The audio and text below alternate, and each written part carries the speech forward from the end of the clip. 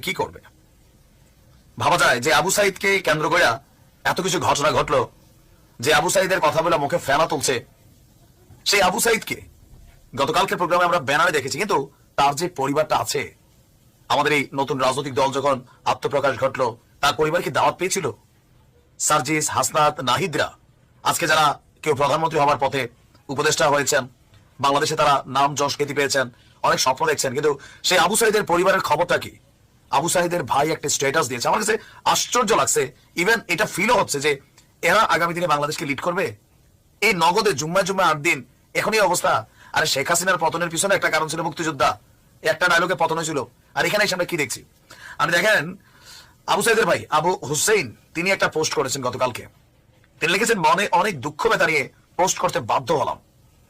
সকল শহীদদের প্রতি সম্মান রেখে বলছি, বৈষম্য বিরোধী ছাত্র আন্দোলনের নেতৃত্বে নতুন রাজনৈতিক দলের আত্মপ্রকাশ অনুষ্ঠানে অন্য শহীদদের মাধ্যমে আমন্ত্রিত হয়েছি। কেন? অন্য শহীদদের মাধ্যমে তিনি আমন্ত্রিত হয়েছেন, তাদের কারো সময় হয়নি। নাহিদ, আসিফ, সার্জিস মুখে দিয়ে ফেনা তুলে ফেলতেছে ভালোবাসা, জুলাই আগস্ট যার যার ক্ষমতার ধান্দায় মনে চলে গেছে। আহতরা রাস্তায় বইটা থাকে। আর যে মারা গেছে আবু সাইদের পরিবারকে আপনারা দাওয়াত দেন নাই। দেখলাম যে নাহিদের বাবা আসতেছেন ভিভিআইপি লেভেলে। আবু সাইদের বাবা কোথায়? দেখেন, আমি খুবই আশ্চর্য হচ্ছি।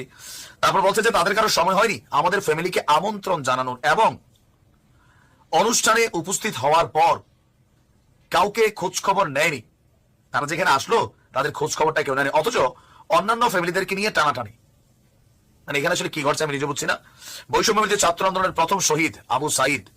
আর এরপর তার ভাই লিখছে, বৈষম্য বিরোধী ছাত্র আন্দোলনে যার আত্মত্যাগের কারণে কোটা সংস্কার আন্দোলনে গণঅভ্যুত্থানের রূপ নিয়েছিল, তৈরি হয় নতুন বাংলাদেশ। বৈষম্য বিরোধী ছাত্র আন্দোলনের কয়েকজন সমন্বয়ক শহীদ আবু সাইদের ফ্যামিলির খোঁজ খবর নিয়েছে, অথচ অনেক সাধারণ মানুষ, অনেক রাজনৈতিক দলের ব্যক্তিবর্গ আমাদের খোঁজ নিয়েছে। এখনই এই অবস্থা, ভবিষ্যতের কথা বাদই দিলাম। যাই হোক, নতুন রাজনৈতিক দলের সফলতা কামনা করছি। ধ্বংস হয়ে যাবা তোমরা।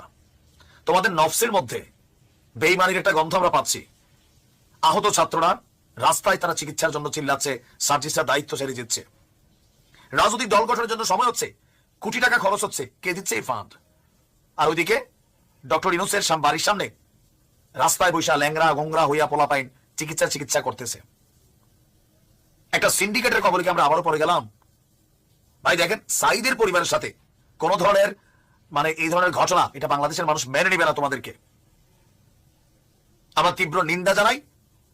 রাজনীতি শিখা গেছো তোমরা নাকি? আমি যথেষ্ট আশাহত হয়েছি, এদের দ্বারা এই দেশ চলবে? বন্যার টাকাগুলো